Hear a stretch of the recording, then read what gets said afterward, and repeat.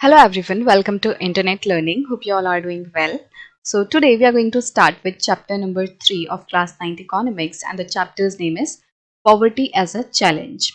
So first of all, if you haven't watched the earlier chapters, then please click on the link that is provided in the description box. There you will find the playlist, and I'll be adding all the chapters of the economics there. And if you're new to the channel, then please subscribe it and don't forget to press the bell icon so that you never miss an update. So let's start with our today's chapter, that is poverty as a challenge.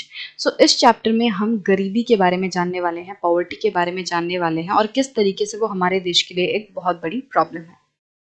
तो इस video में basically हम overview and introduction को discuss करेंगे, जिसमें हम जानेंगे कि ओवरव्यू में तो हम देखेंगे कि ये जो पूरा चैप्टर है उसमें हमने क्या क्या चीज़ें पढ़नी है, क्या क्या चीज़ें हम पढ़ेंगे, और इंट्रोडक्शन में हम एक तरीके से इस चैप्टर की शुरुआत करेंगे और गरीबी के बारे में थोड़ा सा समझने की कोशिश करेंगे.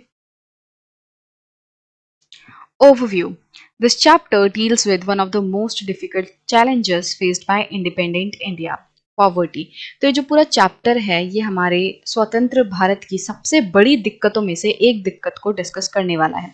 तो हमारे इंडिपेंडेंट इंडिया की बहुत सारी दिक्कतें हैं, जिसमें से एक दिक्कत है पॉवर्टी, गरीबी की. उसके बारे में हम इस चैप्टर में पढ़ेंगे. After discussing this multi-dimensional problem through examples, the chapter discusses the way poverty is seen in social sciences. तो सबसे पहले तो हम पॉवर्टी को जानेंगे कि पॉवर्टी क्या है, और यहाँ पे क्या बोला गया है, मल्टी डायमेंशनल प्रॉब्लम. तो ये जो पॉवर्टी है वो एक मल्टी डायमेंशनल पॉवर्टी है, विच मीन्स कि पॉवर्टी सिर्फ एक ही दिक्कत नहीं लाती है, मतलब या फिर हमारे लाइफ के एक एस्पेक्ट से ही पॉवर्टी जुड़ी नहीं होती, बल्कि बहुत सारी जो दिक्कतें हैं वो एक साथ पॉवर्टी के साथ आती हैं. बहुत सारे हमारे लाइफ के ऐसे स्फेयर्स हैं, बहुत सारे ऐसे डायमेंशन हैं जिनके साथ पॉवर्टी जुड़ी होती है.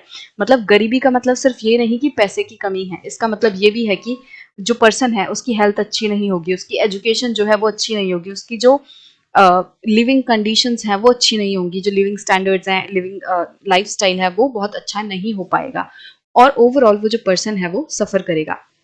तो बहुत सारी दिक्कतें जो हैं वो पॉवर्टी के साथ आती हैं, और इसको हम डिटेल में डिस्कस करेंगे कि किस तरीके से पॉवर्टी एक मल्टी डायमेंशनल प्रॉब्लम है.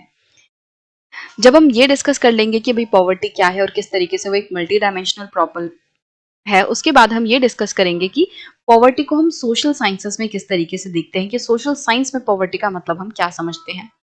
Poverty trends in India and the world are illustrated through the concept of the poverty line. उसके बाद हम ये देखेंगे कि वर्ल्ड में और इंडिया में जो पॉवर्टी ट्रेंड्स हैं वो किस तरीके से चल रही हैं, कि भाई जो पिछले साल थे, मतलब हम एक पूरा टाइमलाइन लेके चलेंगे कि भाई पहले जो पॉवर्टी है वो इतनी थी, उसके बाद इतनी बढ़ी, उसके बाद ऐसे घटी या बढ़ी, जो पूरा ट्रेंड है कब बढ़ रही है कब घट रही है, तो वो चीज़ें जो है हम देखेंगे, और वो हम इंडिया के कॉन्टेक्स्ट में भी देखेंगे और वर्ल्ड के कॉन्टेक्स्ट में भी देखेंगे. और कैसे देखेंगे, पॉवर्टी लाइन के थ्रू. तो एक कॉन्सेप्ट है पॉवर्टी लाइन का, उसके जरिए हम ये ट्रेंड्स जो हैं वो समझने की कोशिश करेंगे. Causes of poverty as well as anti-poverty measures taken by the government are also discussed. जब हम poverty line को डिस्कस कर लेंगे, ट्रेंड्स को डिस्कस कर लेंगे, उसके बाद हम ये देखेंगे कि poverty के क्या क्या कारण हैं, क्या ऐसे रीजंस हैं जिनकी वजह से poverty हो रही है, और गवर्नमेंट ने क्या क्या स्टेप लिए हैं poverty को या गरीबी को कम करने के लिए. The chapter ends with broadening the official concept of poverty into human poverty. अब जब हम इस चैप्टर को खत्म करेंगे तो उसमें हम क्या देखेंगे कि जो ये पूरा पॉवर्टी का कॉन्सेप्ट है इसको हम और ब्रॉडन कर देंगे, इसको और बड़ा करके देखेंगे, और जो ह्यूमन पॉवर्टी का कॉन्सेप्ट है उसको हम पॉवर्टी से जोड़ के समझने की कोशिश करेंगे. Now introduction. So in our daily life we come across many people who we think are poor. तो हम हमारी रोजमर्रा की जिंदगी में बहुत सारे लोगों को देखते हैं, मिलते हैं, जिन्हें कि हम ये समझते हैं कि वो पुअर हैं. They could be landless laborers in the villages or people living in overcrowded झुग्गीज in cities. जैसे कि जो लैंडलेस लेबरर्स होते हैं गांव में, जिनके पास खुद की ज़मीन नहीं होती, जो कि दूसरों की ज़मीनों पे काम करते हैं, तो ऐसे लैंडलेस लेबरर्स जो हैं उन्हें हम गरीब की या पुअर की कैटेगरी में कंसिडर कर सकते हैं. इसके अलावा ऐसे लोग जो कि झुग्गियों में, झोपड़ियों में रहते हैं, शहर वाले इलाके में आप देखते होंगे कि एक ऐसा इलाका होता है जहाँ स्लम्स जो हैं वो बने होते हैं, जहाँ पे लोग झुग्गी झोपड़ियों में रहते हैं, बहुत कंजस्टेड इलाके में रहते हैं, जहाँ पे हाइजीनिक कंडीशंस जो है बहुत अच्छी नहीं होती. तो जो पूरा ओवर क्राउडेड, मतलब बहुत ज्यादा भीड़ भाड़ वाले इलाके में झुग्गी झोपड़ी डाल के वो लोग रहते हैं, तो ऐसे लोगों को भी हम गरीब कंसिडर कर सकते हैं. They could be daily veg workers. इसके अलावा ऐसे लोग भी गरीब हो सकते हैं जो कि डेली वेज वर्कर्स हैं, मतलब कि जो डेली मजदूरी करते हैं, उससे वो वेज कमाते हैं, उससे वो अपनी दिहाड़ी लेते हैं और उससे वो अपना पेट भरते हैं, तो उनको भी हम गरीब की कैटेगरी में डाल सकते हैं।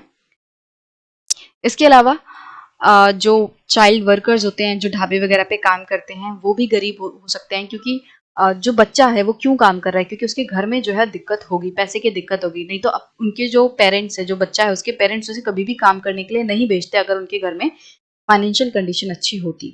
सो there must be some problem financially, तभी उनके जो पेरेंट्स हैं उन्हें काम करने के लिए ढाबे वगैरह पे भेज रहे हैं। तो ऐसे बच्चों को भी हम गरीब कंसिडर कर सकते हैं। इसके अलावा they could also be beggars with children in tatters. इसके अलावा कि जैसे आप रेड लाइट वगैरह पे देखते होंगे कि किस तरीके से जो लोग हैं, भिखारी जो है वो भीख मांगते हैं, उनके कपड़े जो है बहुत ज्यादा फटे हुए होते हैं और वो अपने बच्चों के साथ भीख मांग रहे होते हैं। टैटर्स मतलब कपड़े बहुत ज्यादा फटे हुए होते हैं, तो उस कंडीशन में वो भीख मांग रहे होते हैं, तो उनको भी हम गरीब कंसिडर कर सकते हैं।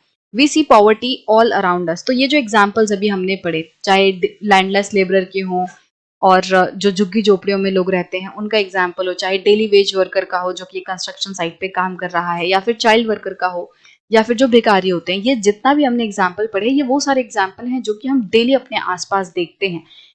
तो इसका मतलब क्या हुआ कि हम चारों तरफ से इस सिचुएशन से घिरे हुए हैं और ये हमारे चारों तरफ प्रेजेंट है।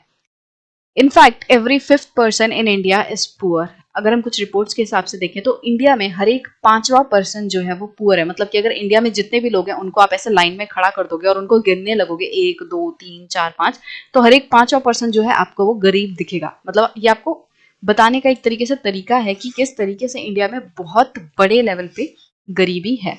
दिस मीन्स रफली 270 मिलियन और 27 crore people in India lives in poverty. तो 2011-12 के हिसाब से लगभग 27 करोड़ लोग जो हैं उस ईयर में गरीब थे। This also means that India has the largest single concentration of the poor in the world. और इसी के साथ हमें ये भी पता चलता है कि पूरे दुनिया में इंडिया ऐसा देश है जिसमें कि सबसे ज्यादा गरीब लोग रहते हैं। वैसे ही इंडिया की जो पॉपुलेशन है वो बहुत ज्यादा है। इंडिया जो है वो वर्ल्ड का मोस्ट पॉपुलस नेशन जो है वो बन चुका है। मतलब इंडिया एक ऐसा देश है जिसमें कि सबसे ज्यादा आबादी रहती है। 140 करोड़ से ऊपर जो है हमारे देश में लोग हैं।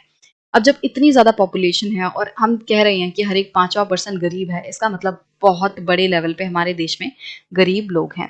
This illustrate the seriousness of the challenge. और इस ये जो आंकड़ा है कि 27 करोड़ लोग जो हैं 2011-12 में हमारे देश में गरीब थे, या फिर हर पांचवा पर्सन गरीब है, इससे हमें क्या पता चलता है कि जो प्रॉब्लम है, ये जो चैलेंज है गरीबी का, ये कितना ज्यादा सीरियस है। ये कोई छोटी मोटी बात नहीं है। हमारे देश का एक बहुत बड़ा हिस्सा ऐसा है जो कि गरीब है।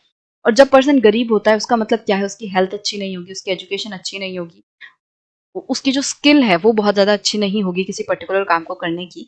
और हमने सेकंड चैप्टर में बहुत डिटेल में पढ़ा था कि किसी भी पर्सन को अगर हमें रिसोर्स बनाना है तो उस पर्सन को हमें अच्छी एजुकेशन देनी होगी। वो पर्सन जो है वो एजुकेटेड होना चाहिए, उसकी अच्छी हेल्थ होनी चाहिए, उसके पास अच्छी स्किल होनी चाहिए। अब जब पर्सन गरीब होगा इसका मतलब उसके पास ये सारी चीजें नहीं है। इट मीन्स वो जो गरीब पर्सन है वो एक अच्छा ह्यूमन रिसोर्स नहीं बन पाएगा।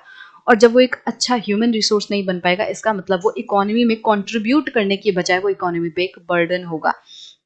अगर बहुत ज्यादा लोग गरीब होंगे इसका मतलब हमारी इकोनॉमी पे बहुत ज्यादा बर्डन होगा, और जो लोग एक अच्छा एसेट बन सकते थे अब वो अच्छे एसेट बनने की बजाय वो हमारे ऊपर एक लाइबिलिटी की तरह हो जाएंगे। और उनको एक तरीके से उनकी लाइफ बेटर करने के लिए गवर्नमेंट के पास चैलेंज होगा कि किस तरीके से जो वो लोग हैं जो गरीब हैं उनको बेसिक नेसेसिटीज, जो रोटी कपड़ा मकान है, वो प्रोवाइड किया जा सके ताकि उनकी लाइफ जो है बेटर हो सके। तो चैलेंज गवर्नमेंट के सामने यही है कि किस तरीके से ज्यादा लोगों को जो पॉवर्टी है उससे निकाला जा सके, गरीबी से बाहर निकाला जा सके और उनकी लाइफ बेटर की जा सके।